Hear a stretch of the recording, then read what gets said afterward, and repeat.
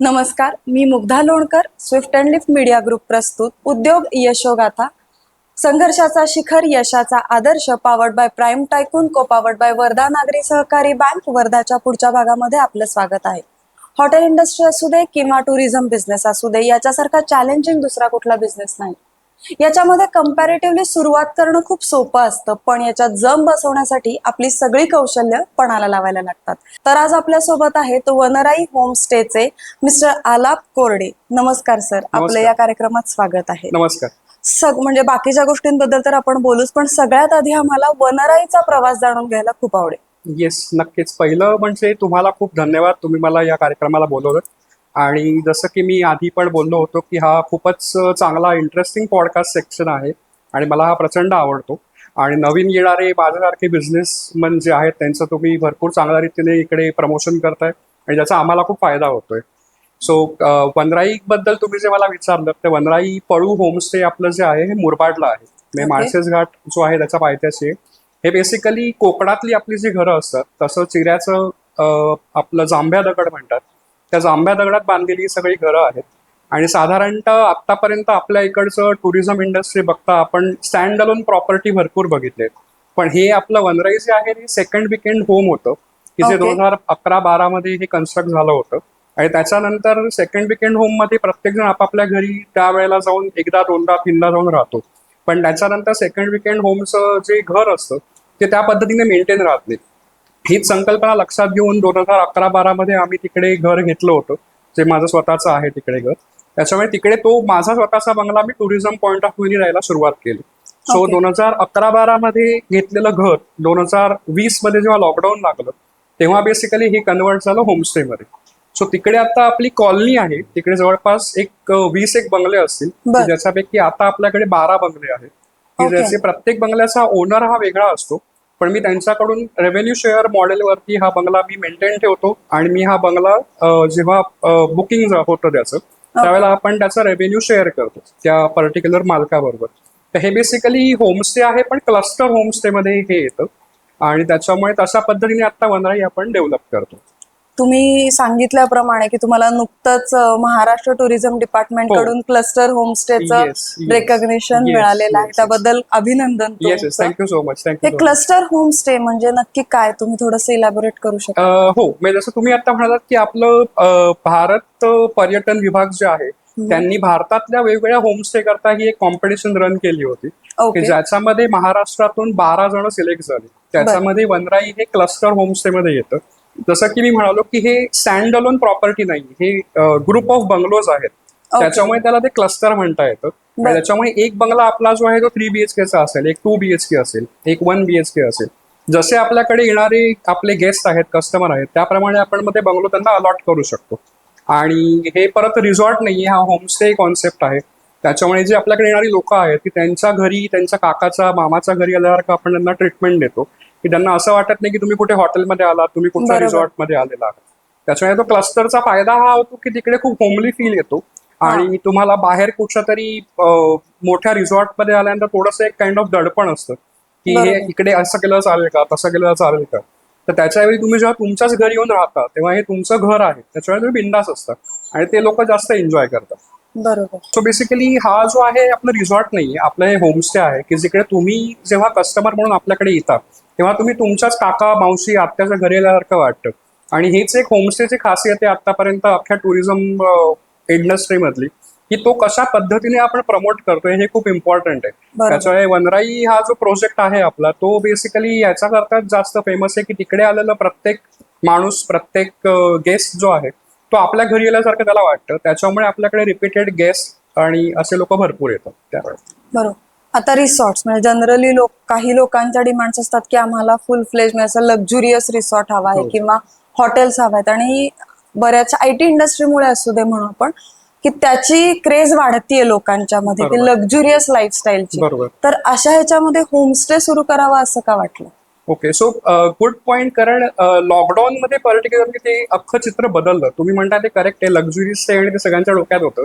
पण आता कॉर्पोरेटमध्ये IT सेक्टरमध्ये असं झालं की प्रत्येकाला शांतता पाहिजे, बरोबर. प्रत्येकाला आपापली स्पेस पाहिजे.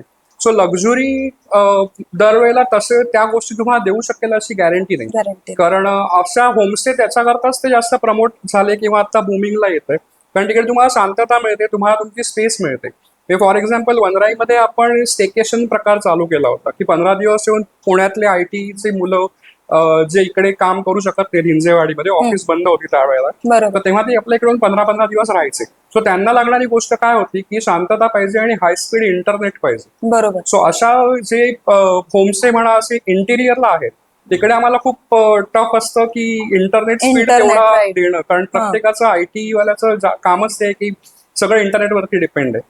सो त्याच्याकरता मध्ये इंटरनेटची सेवा आता उपलब्ध आहे आपल्या इकडे. त्याच्यामुळे तो ट्रेंड जो होता की लक्झरी स्टे आणि मग तिकडे जाऊन काम करणं, त्याच्याऐवजी आता पोस्ट कोरोना असं झालंय की सगळ्यांना शांतता पाहिजे, सगळ्यांना आपापली जागा पाहिजे आणि हाय स्पीड इंटरनेट पाहिजे की तुम्ही बरोबर. कुठूनही काम करू शकता. बरोबर. त्याच्यामुळे तशा आहे तो ट्रेंड आता हळूहळू बदलत चाललाय बेसिकली. मग आता या ह्याच्यात तुम्ही प्रमोशनसाठी म्हणजे असं काय वेगवेगळे टेक्निक्स किंवा स्ट्रॅटेजीज यूज करता की होमस्टे प्रमोट करणे? बरोबर.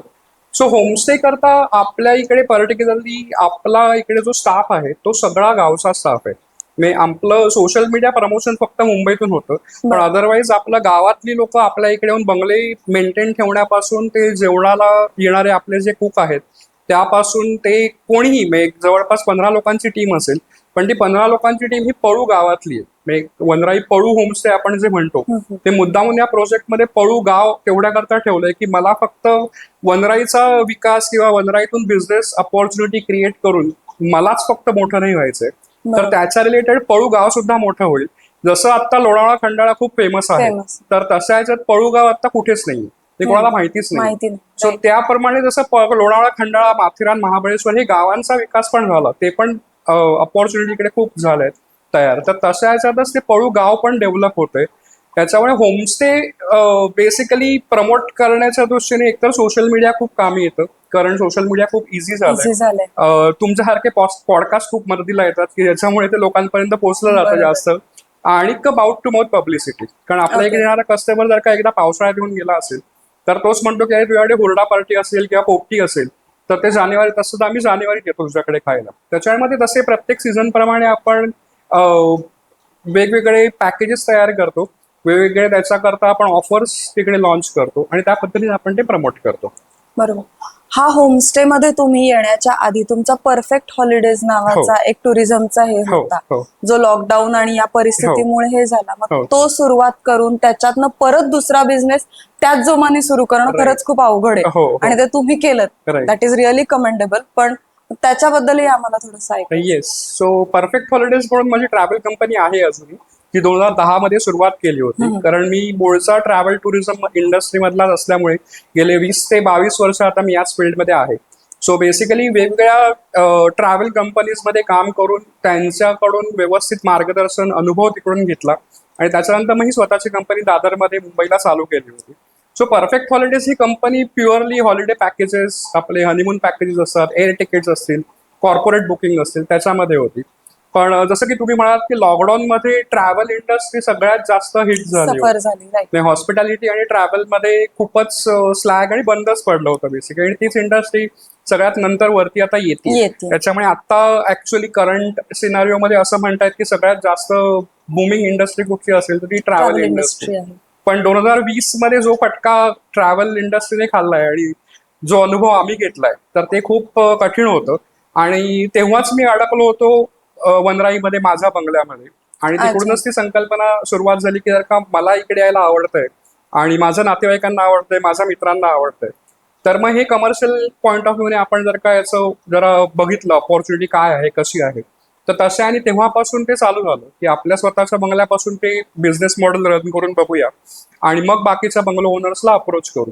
त्याच्यामुळे मग तशा आणि ते वनराईमध्ये पडलो आणि मग तिकडून ते हळूहळू सुरुवात झाली बिझनेस. त्याच्यामुळे एक बिझनेस जेव्हा काइंड ऑफ संपला नॅचरल कलॅमिटीमुळे, पण तेव्हाच मला दुसऱ्या नॅचरल सोर्सेसमुळे मला इकडे उभारी आली की असा टाईपचा काहीतरी कॉन्सेप्ट मला डेव्हलप करता आला.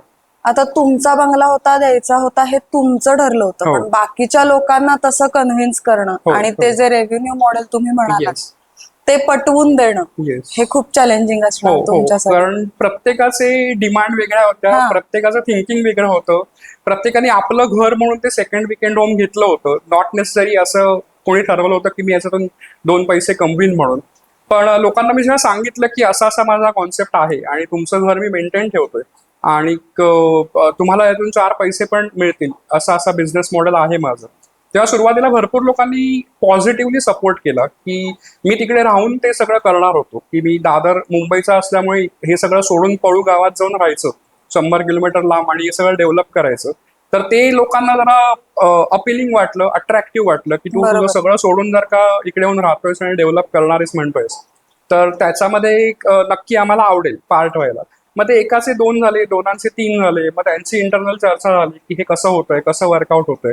त्याच्यामुळे ते मग कॉन्फिडन्स एकमेकांना वाढत गेला. म्हणजे तिकडच्या बंगलो ओनर्सनी पण प्रचंड सपोर्ट केला, अजूनही करतायत. त्याच्यामुळेच आता एक बंगल्याचे आता माझ्याकडे 12 बंगले झालेत आणि बरोबर. अजून भरपूर तिकडे आता सेकंड विकेंड होम बंगलो जेव्हा घ्यायला येतात तेव्हा ते तेच म्हणतात की तू जर का हे सगळं मॅनेज करणार असतील तर मग आम्ही बंगले इकडे घेतो किंवा घ्यायचा विचार करतो किंवा रिन्युएट करू आम्ही. बरोबर बरोबर. त्याच्यामुळे तसं आहे आणि चॅलेंजेस भरपूर होते, पण खूप पॉझिटिव्हली तिकडचा प्रत्येक बंगलो ओनरनी सपोर्ट केला आणि आता पण खूप करतायत मला. बरोबर. आता जेव्हा कोविड नंतर हॉटेल इंडस्ट्री सुरू झाली किंवा टुरिझम सुरू झालं तेव्हा सगळ्यात जास्त म्हणजे काय म्हणतो आपण टर्म्स आणि कंडिशन्स त्यांना फॉलो करायला लागले, हो, कारण हो. त्यांना ते सोशल डिस्टन्स मेंटेन Yes, करा, yes. Cleanliness, hygiene. मग त्या फेज मध्ये तुम्ही तिथलं क्लीनलीनेस किंवा हायजीन मेंटेन करून लोकांना कसं काय हे केलं की we are providing you exact what you are wanted. Right. So basically जे टर्म्स अँड कंडिशन टुरिझम डिपार्टमेंटनी आम्हाला दिले होते ते प्रत्येक आपण तसे तसे पाळत गेलो. म्हणजे आपल्या इकडे जर का 40ची ऑक्युपन्सी असेल वनराईमध्ये तर आम्ही 20च लोक घ्यायचो, कारण 50% ऑक्युपन्सीवरती अख्खं ते चालू करायचं होतं बरोबर. टुरिझम आणि हॉस्पिटॅलिटी बरोबर, बरोबर. इंडस्ट्री. किंवा जेवणाच्या इकडे पण आपली रेस्टॉरंट कपॅसिटी साधारणतः 40 लोकांची आहे, पण 20 लोक असतील तर मग आपण 10-10च्या 2 बॅच एकत्र ग्रुपने आणायचो. बेसिकली त्यांचा हायजीननेस आपण सॅनिटाईज करायचो. एक जवळच्या गावातूनच आपण ते कॉन्ट्रॅक्ट केलं होतं की प्रत्येक बंगल्याचं सॅनिटायझेशन व्हायचं किंवा सोशल डिस्टन्सिंग तुम्ही जसं म्हणाला तसं मेंटेन केलं जायचं. पण तिकडे खूप मोठा फायदा होता की तिकडे 100% ऑक्सिजन अवेलेबल होता, की जो हा. अजूनही आहे, की जो मुंबई पुणे ठाण्यात त्यावेळेला कमी होता. होता. त्याच्यामुळे लोक ते प्रिफर करत होते की रूल्स ऑटोमॅटिकली लोक फॉलो करायचे. सोशल डिस्टन्सिंग असेल, मास्क वापरणं असेल. पण ते त्यांना तिकडे नंतर जेव्हा मास्क फ्री झोन म्हणून आम्ही डिक्लेअर केलं की तुम्ही तलावापाशी जाऊन बसा की तुम्हाला इकडे 100% ऑक्सिजन तुम्हाला इकडे मिळेल. आणि ते मी माझ्याकडून काहीच करत नव्हतं, जे निसर्ग देतोय ते मी गेस्टला फक्त सांगत होतो मी या ठिकाणी जाऊन बसा. सोशल डिस्टन्सिंग करता आम्ही तिकडे बेंचेस ठेवले होते तलावापाशी. तर ते लोकांना खूप अपिलिंग वाटायचं की जे मुंबई, पुणे, ठाणं, नाशिकमध्ये काही करता येत नव्हतं त्यावेळेला. आणि कुठेही तुम्ही गेला सोशल गॅदरिंगला तर 50%, 20% वरतीच तुम्ही पोहोचू. लग्न भरपूर अशी झाली की जी 20च लोक आली. त्याच्यामुळे तशा झोन मध्ये असताना आम्ही वनराईमध्ये ते खूप चालू केलं होतं आणि खूप कटाक्षाने आम्ही पाळत होतो की जे रूल्स आम्हाला टुरिझम डिपार्टमेंट कडून आले होते ते आपण पाळत गेलो. बरोबर. येस. आणि मला दुसरं असं विचारायचं की आता ट्रेंड्स बदलत आहेत, हो. जेनझी ट्रेंड्स, अल्फा ट्रेंड्स, हे ट्रेंड्स हो. बदलतात त्याप्रमाणे त्यांचे डिमांड्स चेंज Yes, होत आहेत. yes. मग त्याप्रमाणे आता वनराईमध्ये तुम्ही जेनझी लोकांना अट्रॅक्ट करण्यासाठी म्हणजे Right. चुलीवरचं जेवण वगैरे हे मिलेनियल्स किंवा हो, हो, आपल्यासारख्या हो, लोकांना हो. आवडतं, Right, मग right. तरुण ह्यांना कसं काय हे करणं? सो आता तरुणाईला अट्रॅक्ट करण्याकरता जसं मी म्हणालो की हाय स्पीड इंटरनेट आणलंय, कारण तिकडे आल्यानंतर आजकाल कोणी जे सिनियर सिटीजन्स असतात ते नॉर्मली निसर्गाचा आनंद घेतात. बरोबर. पण जो तरुण मुलगा मुलगी जे आपल्याकडे येतं तो पहिला रील करता त्याचा मोबाईल ऑन करतो किंवा इंस्टाग्राम वरती लाईव्ह जाण्याकरता की आता मी वनराईमध्ये पोहोचलोय आणि काय भारी वाटतंय वगैरे चालू होतं. बरोबर. सो हे आम्हाला किंवा गावातल्या लोकांना खूप नवीन होतं की हे काहीतरी वेगळ्या गोष्टी घडतायत तिकडे. त्याच्यामुळे तो सगळा फरक जो पडला तो जेव्हा हायस्पीड इंटरनेट आलं. त्याच्यानंतर आपण तरुण लोकांना अट्रॅक्ट करण्याकरता आपण तिकडे आर्ट वर्कशॉप चालू केले. सो बेसिकली आर्टिस्ट लोक जी आहेत, जी पुणे मुंबईची जी आहेत, तर त्यांच्याकरता आपण सोमवार ते गुरुवार पर्टिक्युलरली आपण नाट्य वाचन असेल किंवा व्हॉइस ओव्हर आर्टिस्ट असतील किंवा संगीत कलाप्रेमी कोणी असेल किंवा मराठी बँड असतील, पण ते मराठी बँड जे आहेत ते तिकडे आपल्या इकडे येऊन स्टेजवरती परफॉर्म करत नाहीत, तर वडाच्या झाडाखाली करतात. सो हा जो एक फरक आहे की निसर्गाच्या सानिध्यात तुम्ही आहात, तुमचा आवडता बँड जो तुम्ही इकडे कुठच्याही रेस्टॉरंट, पब, क्लब मध्ये तुम्ही ऐकताय तो तिकडे ओपनली ऐकता. आणि जे परफॉर्मर आहेत त्यांना खूप हे आवडतं की विदाऊट माईक ते तिकडे करू शकतात. मोस्ट नॅचरल हे भरपूर जण म्हणतात की आम्हाला आमचा इन्स्ट्रुमेंटचा आवाज असा येतो हे भरपूर वर्षानंतर कळलं, कारण तिकडे माईकच नसतो आणि ती एवढी शांतता असते भयंकर की ती छोट्यातला छोटा आवाज पण तुम्हाला कॅप्चर करतो. त्याच्यामुळे हे ट्रेंड त्यांना अट्रॅक्ट करायला मला खूप सोपं पडतंय. किंवा आपण मूवी स्क्रीनिंग करतो किंवा शॉर्ट फिल्म फेस्टिवल करणार आहोत आता आपण, किंवा जुने जे पिक्चर होते की जे खूप गाजले त्यांचं स्क्रीनिंग करतो आपण, किंवा गावकऱ्यांकरता म्हणून आपण प्रत्येक मकर संक्रांतीला एक महाराष्ट्राची लोककलेवरती आधारित आपण कार्यक्रम करत असतो. चित्रकथी म्हणून एक कार्यक्रम आहे कोकणातला, तो आपण केला होता, किंवा आता लावणीचा कार्यक्रम केला की जेणेकरून गावकऱ्यांना पण असे कार्यक्रम आवडतील. आणि त्याच वेळेला दुसऱ्या दिवशी आपण तरुणाईला अट्रॅक्ट करू अशा टाईपचं आपण करतो. आणि आपण जसं म्हणालो की जेवणाच्या बाबतीत जर का तरुण वर्ग जास्त असेल, पर्टिक्युलर शनिवार रविवार असेल किंवा कुठचा फेस्टिवल करता असेल, तर त्यावेळेला मी गावातलं आपल्या लोकांची शेवपुरीची गाडी असेल त्या गाडीवाल्याला डायरेक्ट वरती बोलवतो आपल्या इकडे, किंवा बर्फाचे गोळेवाले असतील तर त्यांना आम्ही वरती बोलवतो, किंवा आपलं नारळाचं पाणी विकणारे असतील त्यांना वरती बोलवतो. सो त्यांच्याकरता तो फूड फेस्टिवल जो असतो तो टोटली चेंज होतो. सकाळी तुम्हाला चुलीवरचं मटण आणि भाकरी मिळते, पण रात्री तुम्हाला शेवपुरी पण मिळते. सो हे कॉम्बिनेशन मिस अँड मॅच आता ते करावं लागतं टू अट्रॅक्ट न्यू जनरेशन. आता पुण्याच्या आसपास किंवा मुंबईच्या आसपास विकेंड आउटिंग हे खूप कॉमन झाले, त्याच्यामुळे तितकंच वन डे ट्रिप्स किंवा वन डे रिसॉर्ट्स किंवा काय म्हणतो आपण हुरडा पार्टी ज्या कॉन्सेप्ट धरायला लागल्या. मग ह्या टिपिकल ह्याच्यातनं बाहेर पडून होमस्टेची कॉम्पिटिशन कशी काय तुम्ही करता? वन डे पिकनिक स्पॉट्स पुण्याच्या, मुंबईच्या किंवा नाशिकच्या जवळ खूपच आहेत. तुम्ही म्हणाल ते एकदम करेक्ट आहे. सो होमस्टे माझा कॉन्सेप्ट असा आहे की खूप पर्सनलाइज सर्व्हिस दिली गेली पाहिजे. जसं मी सुरुवात केली होती की होमस्टे बिझनेस पर्टिक्युलरली हा खूप पर्सनलाइज सब्जेक्ट आहे. जेव्हा आपण युरोप कंट्रीजमध्ये किंवा अमेरिकन कंट्रीजमध्ये हा होमस्टे तिकडून आलाय किंवा एअरबीएनबी जे आहे, तर जिकडे होमस्टेचा कॉन्सेप्ट असा आहे की जो मालक ज्या घरात राहतो त्याच घरातली एक रूम तुम्हाला देतो. तर आपल्या इकडे काय झालंय, होमस्टे म्हणजे आपण कोणीच राहत नाही त्या घरात आणि आपण ते ॲज अ हॉटेल आणि रिसॉर्ट म्हणून करतो. तर तेच न करता मी तिकडे जेव्हा केव्हा 2 लोक असतील, 40 लोक असतील, 60 लोक असतील, मी तिकडे 100% असतो. त्याच्यामुळे ती पर्सनलाइज सर्व्हिस दिली गेली ना तर मग तो ट्रेंड कुठेतरी चेंज होऊ शकेल. कारण नॉर्मली वन डे ट्रिप्स करता एक स्टँडर्ड त्यांची आयटनरी ठरलेली असते की सकाळी 8 वाजता यायचं, नाश्त्यापासून ते तुम्हाला संध्याकाळी चहा कॉफी घेऊन चेकआउट असतो. पण तेव्हा तुमचं असतं की तुम्ही एक एक्स अमाऊंट पे केली, त्याच्या अगेन्स्ट तुम्हाला ही सर्व्हिस मिळते आणि तुम्ही त्या रिसॉर्टला, हॉटेलला परत एक वर्षभर काही चक्कर मारत नाही. पण ह्याच्याऐवजी तुम्ही जेव्हा होमस्टेला व्हिजिट करता, जेव्हा तुम्हाला पर्सनलाइज सर्व्हिस मिळते त्यावेळेला प्रत्येक ठिकाणी, जेवणाच्या बाबतीत असेल, तुम्हाला तिकडच्या टूर्सच्या बाबतीत असेल, तुम्हाला आम्ही शेती दाखवतो, तुम्हाला तिकडच्या लोकल गावातल्या लोकांच्या घरामध्ये घेऊन जातो, गावातलाच मुलगा तुम्हाला ट्रेकिंगला घेऊन जातो. सो हे सगळं खूप पर्सनलाइज होतं. त्याच्यामुळे होमस्टे आपल्याकडे अशा टाईपचे चालू झाले की जे खूप पर्सनलाइज सर्व्हिस देत आहेत आणि क्वालिटी आहे त्याची, फूडची पण, प्रत्येक तुमच्या अकोमोडेशनची पण, हायजीननेस तेवढा चांगला आहे. तर मग ते कुठेतरी बाजूला उठून दिसू शकेल की हे काहीतरी वेगळं आहे. त्याच्यामुळे आम्हाला इकडे अशा ठिकाणी यायला आवडेल असे लोक खूप आहेत आता की ज्यांना चांगले क्वालिटी सर्व्हिस मिळाली की ते लोक येतात. कारण आता कसं असतं की जे वन डे ट्रिप्स म्हणलं किंवा आपलं हुरडा पार्टी असतं त्याच्यामध्ये ठराविक मेनू असतो, जे मास प्रोड्यूस करतात त्याच्यामध्ये तुमच्या चॉईसला फारसं हे नसतं की आपण 10 चेक करतो. म्हणजे ऍज अ कस्टमर मी काय करते की 10 गोष्टी चेक करते, मला इथला मेनू नाही आवडत, तिथला मेनू आवडतो. बरोबर. मग तुमच्याकडे जेव्हा गेस्ट येतात तेव्हा पर्सनलाइज फूड मेन्यू किंवा आयटेनरी तुम्ही त्यांच्यासाठी करून देता का? हो. आपल्याकडे समज 10 किंवा 12 लोकांचा ग्रुप आला आणि त्यांनी पर्टिक्युलरली आपल्याला सांगितलं की आम्हाला अशा टाईपचाच मेन्यू पाहिजे, तर ऑफकोर्स आपण त्याच्याप्रमाणे मेन्यू चेंज करतो. किंवा मी त्यांना सांगतो की या गावची आत्ता ही फ्रेश भाजी शेतामध्ये तयार आहे, तर म्हणून आम्ही तुम्हाला ही भाजी देतोय. सो ती तुम्ही भाजी स्वतः जाऊन तुम्ही तोडा, ती तुम्ही आणा, ती तुम्ही धुवा आणि मग त्याची आम्ही तुम्हाला भाजी करून देतो. तर हा जो प्रकार आहे ना, हे रिसॉर्ट आणि हॉटेलवर मिळत नाही, हे होमस्टे मध्ये जास्त मिळतं की तुम्हाला तुमच्याच गोष्टी करायला मिळतात. मग कधी कधी कोणी काकू मावशी आलेली असते, ती म्हणते की मला शिकवणं कसं करता तुम्ही, मग ते आपल्या कुक बरोबर त्यांचं इंटरॅक्शन होतं.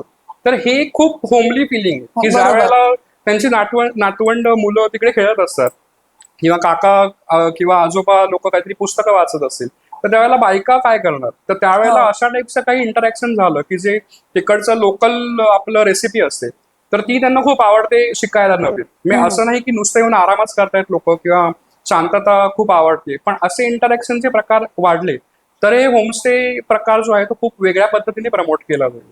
बरोबर. आता बरेचसे कन्सेप्शन आणि मिसकन्सेप्शन आहेत टुरिझम इंडस्ट्री बद्दल किंवा हॉटेल इंडस्ट्री बद्दल, त्याबद्दल तुम्ही काय सांगा?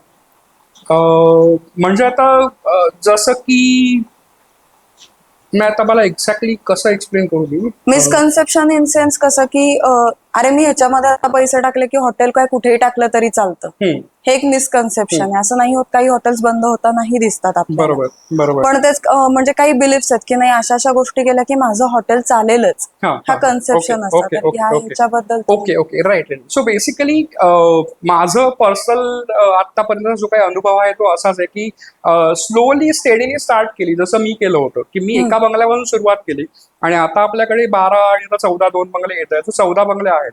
सो मी ते सुरुवातीपासूनच ठरवलं असतं आणि केलं असतं की नाही मला डायरेक्ट 10 बंगल्यापासूनच सुरुवात करायची. सो तो माझा डिसिजन कदाचित चुकला असता, कारण मलाच अंदाज नव्हता बिझनेसचा कसा मॉडेल आहे, कसं ते रन होतंय, बाकीचे जे बंगलो ओनर्स आहेत या क्लस्टर सिस्टीम मधले त्यांना हे कितपत आवडेल नाही आवडेल.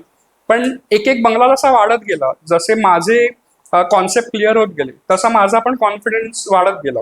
त्याच्यामुळे हळूहळू सुरुवात केली, अंदाज घेत सुरुवात केली आणि जेन्युइनली प्रेमाने एखादी गोष्ट केलीत तुम्ही बिझनेसच्या बाबतीमध्ये तर ती 100% सक्सेसफुल होते. म्हणजे तुम्ही जर का 100% एखाद्या गोष्टीला देताय तर त्याचे तुम्हाला रिटर्न्स 1000% मिळणारच नक्की. म्हणजे कुठचाही कस्टमर कितीही त्याला जसं आपण म्हणतो की एखादी एखादी पैसे आपण दिलेत म्हणून त्याच्या अगेन्स्ट त्याला काही गोष्टी मिळाल्याच पाहिजे. हे एक जो स्टँडर्ड नॉर्म आहे टुरिझम इंडस्ट्री मधला की मी एक अमाऊंट दिले म्हटल्यावर की त्याच्या अगेन्स्ट मला एवढ्या एवढ्या लिहिलेल्या गोष्टी आल्याच पाहिजे. आल्याच पाहिजे. पण त्याच्या व्यतिरिक्त आपण काय देतो ह्याच्यावरती माझा जास्त फोकस असतो की जेणेकरून तुम्हाला ज्या गोष्टी आहेत पैशाच्या अगेन्स्ट मिळणाऱ्या त्या तर मिळणारच आहेत, पण त्याच्या व्यतिरिक्त ज्या मी सांगितल्या नाहीयेत गोष्टी त्या पण मी तुम्हाला देतोय. Surprise yes yes. आता कोणाचा बर्थडे असेल तर बर्थडे सगळेजण सरप्राईज म्हणून रेस्टॉरंटमध्ये नेहमी कापतात, पण आम्ही काय करतो आम्ही केक घेऊन त्यांना सांगतो संध्याकाळी तुम्ही तलावावरती जा, तिकडे तुमच्याकरता सरप्राईज आहे. सो तलावाच्या त्या बॅकड्रॉप वरती जेव्हा लोक केक कापतात तेव्हा मी 60 आणि 70चे जे आजोबा होते आले होते ते मी ढसाढसा रडतात की अशा पद्धतीचा वाढदिवस कोणी साजराच केला नसतो. म्हणजे बरोबर. त्यांना हे जे सरप्राईज आहे हे त्या पॅकेजमध्ये नव्हतं, पण हे मला माहितीये की लोकांना असे सरप्राईजेस दिले की ते त्यांचा बर्थडे लक्षात ठेवतील, त्याच्यावरून ती जागा लक्षात ठेवतील, त्याच्यावरून ते मला लक्षात ठेवतील. बरोबर. सो तशाने तो ट्रेंड आणि तसे आपण कॉन्सेप्ट आणि तशा आपण गोष्टी टुरिझम मध्ये चेंज करू शकतो की तुम्ही पर्सनलाइज सर्व्हिस द्या, खूप सरप्राईजेस द्या गेस्टला आणि ते गेस्ट किंवा पाहुणे न म्हणता आपलेच लोक आहेत लोक असे आहेत. त्यांना ट्रीट करा बेसिकली. माझा ऍक्च्युली पुढचा प्रश्न हाच होता की सर्व्हिस प्रोव्हाइडिंग इंडस्ट्री आहे हो, शेवटी, हो. आणि आपण प्रत्येक माणसाची अपेक्षा वेगळी असते, प्रत्येक माणसाचा स्वभाव वेगळा असतो. त्याच्याशी डील करताना तुम्हाला काय काय अनुभव आले? नाही भरपूर भरपूर. म्हणजे आता एवढे लोक आपल्याकडे येऊन गेलेत आणि पर्टिक्युलरली हा इश्यू येतो जेवणामध्ये. राईट. कारण जेवणामध्ये चव खूप पर्सनलाइज्ड हो असते. पर्सनल, आणि मग ते लगेच कम्पॅरिझन होतं की आमच्या इकडे हे असं नव्हतं तसं नव्हतं. पण ते पण एकदा लोक आली की तो अंदाज येतो की कशा टाईपची लोक आहेत. कोणी डायबेटिक्स असतात, कोणी जैन फूड खाणारे असतात, कोणाला तरी खूप भयंकर तिखट आवडतं, कोणाला तरी तांदळाची भाकरी आवडतच नाही. मग ह्या सगळ्याचं कॉम्बिनेशन पहिल्या दिवशी जर जेवण झालं दुपारचं की अंदाज येतो की बरोबर. साधारणतः लोकांचा ट्रेंड काय आहे, तरुण लोक किती आहेत, यंगस्टर्स किती असतील किंवा म्हातारे लोक सिनियर सिटीजन्स किती आहेत. मग त्याप्रमाणे तो अख्खा मेन्यू आपल्याला चेंज करावा लागतो. सजेशन आले तर ते हसत हसत घ्यावे लागतात की प्रत्येक वेळेला गावातलं जे बनवण्याची पद्धत आहे रेसिपी ती तशी नसते आपल्या घरातल्या सारखी. बरोबर. मग ते लोकांना एक्सप्लेन केल्यानंतर ते पटतं की 1-2 दिवस जर का वेगळे मसाल्याचे पदार्थ आपण खातोय किंवा चुलीवरचं चिकन आणि मटण असतं ते लोकांना खूप आवडतं, पण नेमका त्या दिवशी पाऊस पडतो जे आपण देऊ शकत नाही, की ज्या गोष्टी आपल्या काही हातात नसतात. पण खूप लोक खूप सपोर्टिव्ह आहेत आपल्या इकडे. जेवढं तुम्ही प्रेमाने एखादी गोष्ट देता आणि जर का तो मेन्यू नसेल, मेथीची भाजी कोणालाच आवडत नाही, पण मला हा वेगळा खूप स्ट्रेंज अनुभव आहे की जेव्हा मटण भाकरी आपल्याकडे जेवण असतं आणि जेव्हा मेथीची भाजी असते, मटण खाणारे हार्डकोर लोक मेथीची भाजी संपवतात. कारण ते आपल्या गावातली बनवण्याची पद्धत वेगळी पद्धत आहे. वेगळी. त्याच्यामुळे हे असे खूप प्रकार येतात की अरे इकडे काय म्हणतात त्याला, सुट्टीवर येऊन कोणी मेथीची भाजी खातं का, पण तोच माणूस 2 वाट्या मेथीची भाजी व्यवस्थित खातो. सो हे त्या गावातल्या लोकांचं कौशल्य आहे, स्किल्स आहेत की ते तशा पद्धतीचं जेवण करतात. आणि मग हे तुम्ही जसं म्हणाल की सर्व्हिस इंडस्ट्रीमध्ये हे जो एक असतो की जेवढी लोक जास्त तेवढं तुम्हाला सगळ्यांना हँडल करावं लागतं. आणि ह्याच वेळेला मला माझा परफेक्ट हॉलिडेजचा जो अनुभव आहे की जो मी सगळ्या लोकांना घेऊन भारतभर फिरलोय, बाहेर फिरलोय, की जेव्हा 150-100 लोकांना घेऊन मी फिरायचो, तर त्यावेळेला पण त्यांना कसं हँडल करायचं, काय करायचं असतं, ते सगळ्याचा अनुभव मला आता तो कामी येतो. एक्सपिरियन्स आता सगळं मला कळतं की कसं हँडल करायला पाहिजे ते. बरोबर. Yes. परफेक्ट हॉलिडेजच्या आधी तुम्ही बऱ्याच ठिकाणी ट्रॅव्हल हो. आणि टुरिझम हो, मध्ये हो, पण हो. काम केलेलं आहे. Yes yes. तर तेव्हाही ते खूप अनुभव आले नक्कीच असतील. नक्कीच नक्कीच. मी सचिन ट्रॅव्हल्स, अनुभव ट्रॅव्हल्स म्हणून होतं, किंवा TCI म्हणून कंपनी होती, एक ऑक्सन किंग्स कंपनी होती. सो या सगळ्या वेगवेगळ्या कंपन्यांमध्ये खूप अपॉर्च्युनिटी मिळाल्या, खूप शिकायला मिळालं. त्यावेळेचे भरपूर जे माझे सर होते, अनुभवमध्ये आमचे अरुण भट सर असतील, किंवा TCI सारख्या कंपनीमध्ये राधिका लाल म्हणून माझी सिनियर मॅनेजर होती. तर त्यांच्याकडून भरपूर गोष्टी शिकायला मिळाल्या. प्रसंगावधान म्हणजे काय असतं हम्म. हे एक अरुण भट जे होते अनुभवचे, त्यांनी मला खूप खूप चांगल्या पद्धतीने शिकवलं. मी 100 लोकांना घेऊन 3 आणि 4 बसेस मॅनेज करायचो, आणि केवळ ते असायचे. आणि एखादी गोष्ट साईट आपण वेळेवर पोहोचलो नाही तर त्यावेळेला कसं आपण लोकांशी टॅकल करायचं, मॅनेज करायचं, त्यांना कसं हसत खेळत प्रेमाने एखादी गोष्ट समजवली की ती समजली जाते, ह्या सगळ्याचा अनुभव आणि आता त्याचा फायदा मला आता वनराई हँडल करताना वनराईमध्ये होतो. होतोय. Yes. आता जे नवीन ज्यांना हे असं काही सुरू करायचं आहे, तर त्या लोकांसाठी तुम्ही काय सजेशन द्याल की म्हणजे जे एकच, तुम्ही जे काही कराल ते 100% मन लावून करा. तुम्ही एक ही गोष्ट करताय, एक ती गोष्ट करताय, असं केल्यावरती ते काही होत नाही. तुम्हाला खूप आपल्या गोष्टी प्रेमाने कराव्या लागतील, 100% द्यावं लागेल, आणि स्लो आणि स्टेडी आणि खूप पेशन्स ठेवला गेला पाहिजे. कारण कुठची गोष्ट तुम्हाला अशी लगेच एका वेळेला बदलत नाही. मी लॉकडाऊनमध्ये जेव्हा वनराई प्रोजेक्ट चालू केला होता, तेव्हा मला वाटलं पण नव्हतं की 2024 मध्ये एवढे बंगले असतील आणि या स्केलने ते वाढेल. पण मी तो पेशन्स ठेवला. माझं सगळं घरदार दादरचं सोडून मी पळू गावात स्थायिक झालोय, आणि तिकडे राहून त्याला डेव्हलप करतोय. त्याच्यामुळे तुम्ही गोष्ट एखादी ठरवलीत की ती होते, पण भरपूर पेशन्स आणि प्रेमाने गेल्या गोष्टी की सगळ्या होतात. आता फॅमिली सपोर्ट, कारण या Yes. सगळ्यात प्रचंड लागणार, कारण तुम्ही एक लाईफस्टाईल सोडून दुसरी लाईफस्टाईल अडॉप्ट करताय. येस. मग आता तुमच्या फॅमिलीनी कसं या ह्याच्यामध्ये हे केलं? नाही, भरपूर भरपूर. म्हणजे लॉकडाऊन मध्ये तर म्हणजे मी तिकडे जाऊन जेव्हा थांबायचो तेव्हा ते 10 वेळा कॉल आणि प्रश्न असायचे की गावातली लोकांची तू काळजी घेतोयस का. कारण आता कसं झालंय, आम्ही कुटुंब झालोय की बरोबर. गावातला प्रत्येक माणूस हा माझ्या कुटुंबासारखाच आहे, आणि त्यांना पण मी पण त्यांना कुटुंबासारखाच आहे. मी असं अजिबातच नाही की तिकडे आपल्याकडे काम करणारी जी मुलं आहेत ती मला ॲज अ स्टाफ म्हणून मी कोणाला वागवतो. त्याच्यामुळे फॅमिली सपोर्ट त्यांना, आता घरच्यांना, दादरच्या सगळ्यांना माहिती आहे की माझी एक मोठी फॅमिली पळू गावात आहे. त्याच्यामुळे ते आता रिलॅक्स असतात की त्यांना माहिती आहे की लॉकडाऊनच्या काळामध्ये जेवढं मी त्यांच्यापासून लांब होतो, पण आता त्यांना कळलंय की इकडे राहिल्यामुळे ही जी फॅमिली झाली आहे ती खूपच स्ट्रॉंग आहे, आणि ती कुठच्याही बाबतीत कधी पळू गावातली सगळी लोक माझ्या पाठीशी उभे असतात. त्याच्यामुळे आधी त्यांचा सपोर्ट होता सगळ्यांचा, आणि आता पळू गाव माझं अख्खं फॅमिली आहे तिकडे. त्याच्यामुळे ते दोन्ही ठिकाणी आता व्यवस्थित मॅनेज चालू आहे. आणि पुढच्या 5 वर्षात तुम्ही वनराईला कुठे बघता? येस. सो पुढच्या 5 वर्षांमध्ये आत्ता 4 वर्ष जी होती ती आपण म्हणू की टेस्ट मॅच होती बेसिकली, आणि आता पुढची जी येतील ती T20 असेल माझ्याकरता. कारण आता काय झालंय की आता ब्रँड म्हणा किंवा नाव झालंय. सो आता जसं तुम्ही म्हणालात की आता जे माझं ठरलेले गेस्ट होते ते तर आहेत, पण तरुणाईला कसं अट्रॅक्ट करता येईल, तर त्यांच्याकरता भरपूर काही काही गोष्टी करायचं डोक्यात आहे. मी आता तुमच्याच त्याच्या चॅनलवरती मी फर्स्ट टाइम हे डिक्लेअर करतोय की पळू आर्ट फेस्टिवल म्हणून आपण चालू करतोय, जो नोव्हेंबर 2024 मध्ये आहे. आणि ज्याच्याकरता आपण अख्ख्या गावात हा फेस्टिवल करायचा प्लॅन आहे, की महाराष्ट्राची लोककला पळू गावामध्ये आपण सेलिब्रेशन करणार आहोत. मी सकाळी 6 वाजल्यापासून ते रात्री 10 वाजल्यापर्यंत हे वेगवेगळे आपण फॉर्म तिकडे करतोय. आणि पुढच्या 5 वर्षामध्ये अशी भरपूर इव्हेंट्स करायचा विचार आहे की ज्यांनी तरुणाई अट्रॅक्ट होईल, ज्यांनी लोक आपल्याकडे भरपूर येऊ शकतील. आणि तशा दृष्टीने ते एक्सपान्शन करायचा विचार आहे की महाराष्ट्रातलं आर्टिस्ट विलेज म्हणून पळूला नाव मिळावं आणि वेगवेगळ्या भागातली महाराष्ट्रातली भारतातली इंटरनॅशनली आर्टिस्ट लोक पळू गावात कशी येतील याच्यावरती खूप जास्त फोकस आहे आता. ओके. आर्ट स्टे नावाचे एक कन्सेप्ट असती, हो हो म्हणजे ती कन्सेप्ट काय आहे की आर्ट स्टे वेगळं आणि होम स्टे वेगळं? कारण आता तुम्ही हे म्हणता की आर्टिस्टिक विलेज Yes. म्हणून ओळख मिळाली, Yes. मग आर्ट स्टे हे काय डिफरंट सो असतं? आर्ट्स ते बेसिकली आता आपल्या इकडे जे 2 बंगले आहेत तिकडे आपल्या इकडे आता आर्टिस्ट येऊन राहत आहेत. बरं. तर त्यांना ती जागा खूप आवडली आणि आधी ते कसे 10 दिवसाकरता यायचे, त्यांचं वर्कशॉप घ्यायचे आणि परत जायचे. सो आता त्यांनी विचार केला की हे सगळं करण्यापेक्षा आम्ही तिथे येऊन राहतो आणि ती जागा जी आहे ती आर्टिस्टिक पॉइंटने डेव्हलप करतो. सो त्या नुसार आता आर्टिस्ट लोक जी येत आहेत आपल्या इकडे आणि त्यांच्याकरता ते स्वतःच एक ठिकाण निर्माण करतायत. मी आता आपल्या इकडे एक स्कल्पचर आर्टिस्ट राहतोय. बरं. तो त्याचं मातीची भट्टी त्यांनी स्वतःहून तयार केली आहे. तो तिकडे मुखवटे करतोय आता तयार.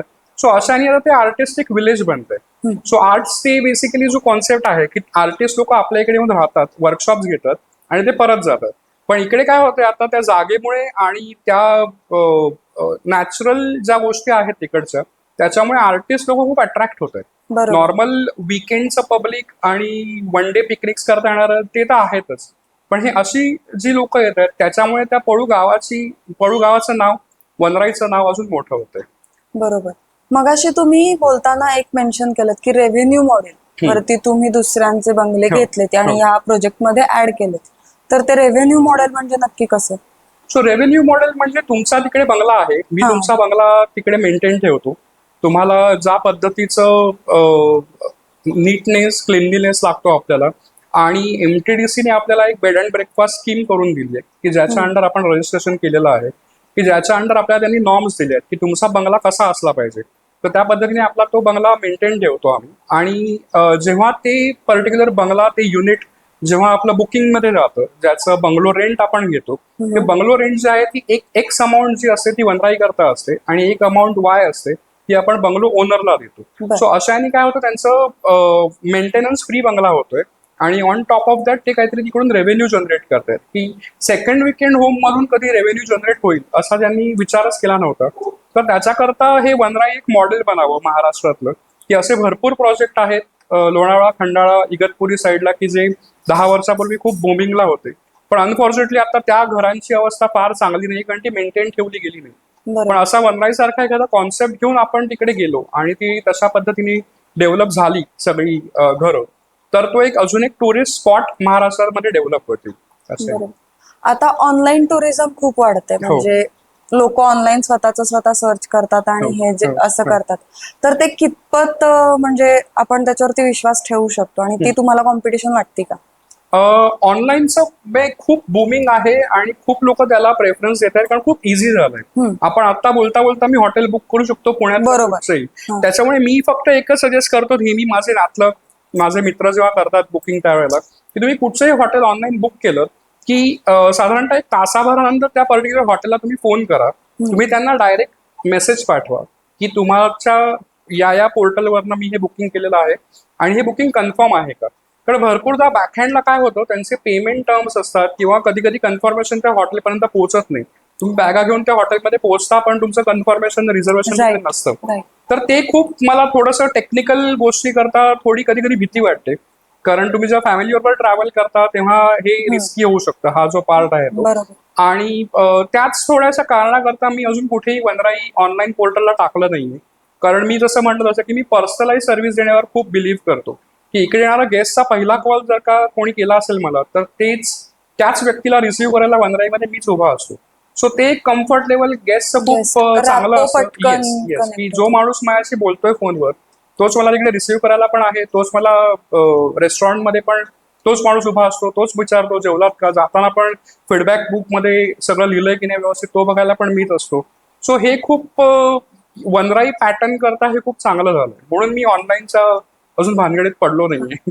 आणि आता म्हणजे आता बऱ्याच न्यूज अशा येतात की बऱ्याच टीव्ही इंडस्ट्री मधले जे छोटे मोठे कलाकार आहेत त्यांचे सेकंड होम लोणावळा, खंडाळा या हो. साईडला आहेत हो. आणि आता तेही लोक ह्या सगळ्या गोष्टी म्हणजे विकेंड होम म्हणून ते Yes, देत आहेत, तर yes. मग ही पण एक कॉम्पिटिशन असेल. हो हो हो नक्की. आणि त्यांचा फायदा Reach असा खूप येस असतो. येस आणि त्यांचा फायदा असा आहे की ते ऑलरेडी सेलिब्रिटी आहेत. हा सो ते एक असतं सध्या मी आहे की मी XYZ बंगल्यावर जाऊन राहिलो. हा सो ते खूप होतं. पण अगेन तोच फरक पडतो की तुम्ही किती वेळ ते करू शकणार आहात. कारण शेवटी जे कोणी सेलिब्रिटी आहेत ते स्वतः तिकडे नसतात. सो तुम्ही एकदा जाल, एकदा फोटो काढाल, एकदा इन्स्टावरती स्टोरी बरोबर. टाकाल. पण तुम्हाला रिपीटेड कस्टमर त्या प्रॉपर्टी करता किती आहे आणि तुम्ही किती सस्टेन करू शकणार आहात. शेवटी त्यांनी पण इन्व्हेस्टमेंट म्हणून ते घर घेऊन ठेवलंय आणि ते आता रेंटवरती दिलंय, चालवायला दिलंय कोणाला तरी. सो हे कसं आहे, हे आपलं स्वतःच आहे. वनराई जे आहे ते मी माझा याच्या व्यतिरिक्त कुठचाच बाकी बिझनेस नाहीये म्हणा किंवा काहीच नाही. त्याच्यामुळे ह्याच्यावर 100% फोकस असल्यामुळे मला इकडे अपॉर्च्युनिटीज खूप नवीन नवीन तयार करता येत आहेत. जसं तुम्ही पुढच्या 5 वर्षामध्ये काय करायचं हे विचारलं, तर माझं आता ते प्लॅनिंग आहे की कसं मी आर्टिस्ट लोकांना इकडे जास्त इन्व्हाइट करू शकू आणि कसं डेव्हलप करता येईल अजून. पण त्यांचं सगळ्यांचं कसं झालंय की त्यांचं एक घेऊन ठेवलंय, ते आता रेंटवरती दिलंय, त्याचा रेव्हेन्यू येतोय, ते त्यांचं second or may be third income third असेल. सो तसा त्यांना काही डिरेक्टली त्याचा काही इम्पॅक्ट होत नाही. पण वेरॅज मला वनराईमध्ये 2 आठवडे बुकिंग नाही आलं तर मला इम्पॅक्ट पडतोय. बरोबर Yes. बरोबर. मी आता तुमच्याशी खरंच खूप बोलून खूप वेगवेगळी माहिती इन्साइट्स मिळाले ऍक्च्युली ट्रॅव्हल याच्यामधले. आणि जे आता नवीन ज्यांना हॉटेल इंडस्ट्रीमध्ये पाऊल ठेवायचं आहे तर त्यांना तुम्ही काय सजेशन्स द्याल? हॉटेल इंडस्ट्रीमध्ये ना सध्या करोना नंतर आता असं झालंय की सगळीकडे एवढ्या ओपनिंग आले, त्याच्यामुळे अचानक सगळीकडे असं वाटतंय की भरपूर जॉब्स अवेलेबल आहेत. कारण माझे भरपूर असे मित्र मैत्रिणी या क्षेत्रातले आहेत की ज्यांचे त्यावेळेला जॉब्स गेले आणि ते एवढ्या पीकला होते आपापल्या करिअरमध्ये 2020ला. पण अनफॉर्च्युनेटली करोनामुळे भरपूर लोकांचे जॉब गेले. प्रत्येकाने इन्शुरन्स कंपनी पासून ते रिअल इस्टेट पासून सगळीकडे ते लोक गेलेले आहेत आणि त्यांना प्रत्येकाला 15 ते 20 वर्षाचा अनुभव होता.